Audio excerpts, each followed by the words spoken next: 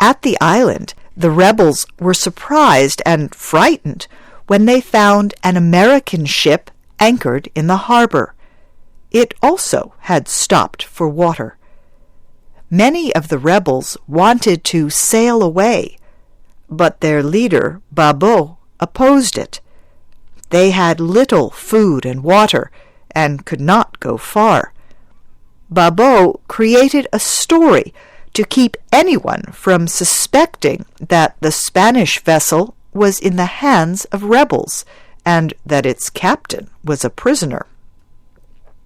At first, Babo seemed successful. The captain of the American ship, Amasa Delano, visited the San Dominick. He suspected nothing, although he was surprised by the general disorder on board. He also could not understand the strange behavior of its captain, Benito Cereno. Later incidents, however, began to worry him. Captain Delano grew more and more suspicious. At one time, he even feared that his life might be in danger. Twice, he caught the Spanish captain and his servant, Babo, with their heads together, whispering like two conspirators. It made Captain Delano wonder, were they plotting to kill him and seize his ship? Who were these men? Cutthroats? Pirates? Captain Delano grew nervous. Then he was happy to see his whaleboat off in the distance. It was returning with supplies for the Spanish ship. The sight of his boat calmed him. It made his suspicions and fear quickly disappear.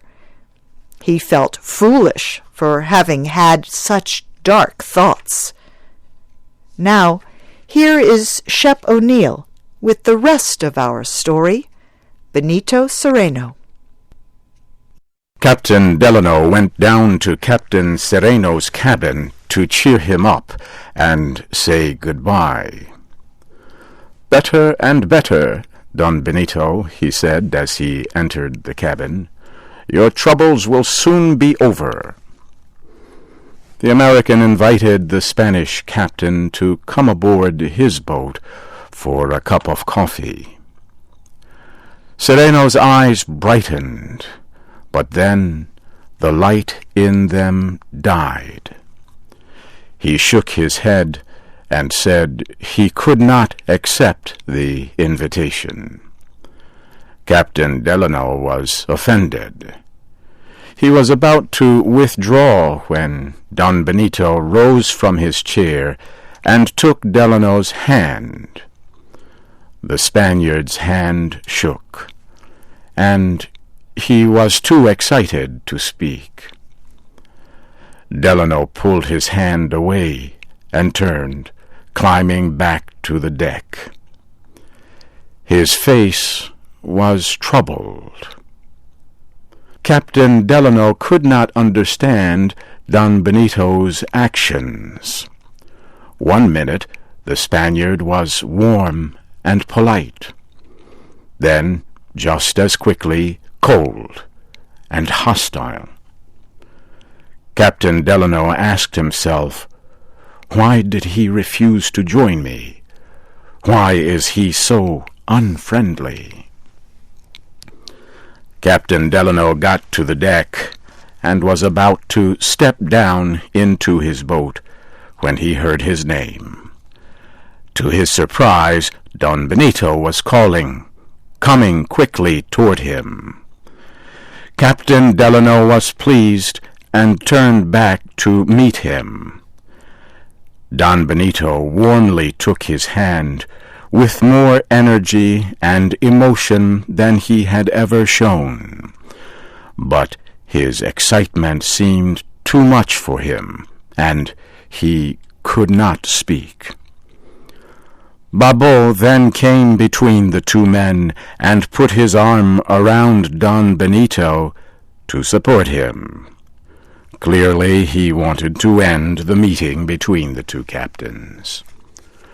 Walking between the two men, Babo went with them to the walkway. Don Benito would not let go of Captain Delano's hand.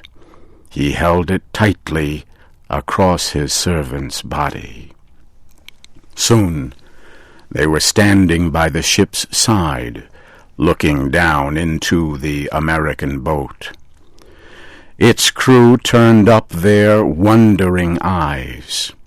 Captain Delano did not know what to do as he waited for Don Benito to let go of his hand. He wanted to step down into his boat, but Don Benito still firmly held his hand.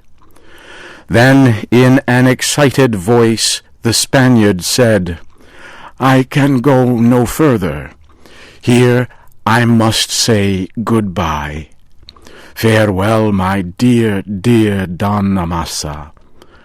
Go, go." And he tore his hand loose. "Go, and God protect you better than he did me. Go, Don Amasa, my best friend."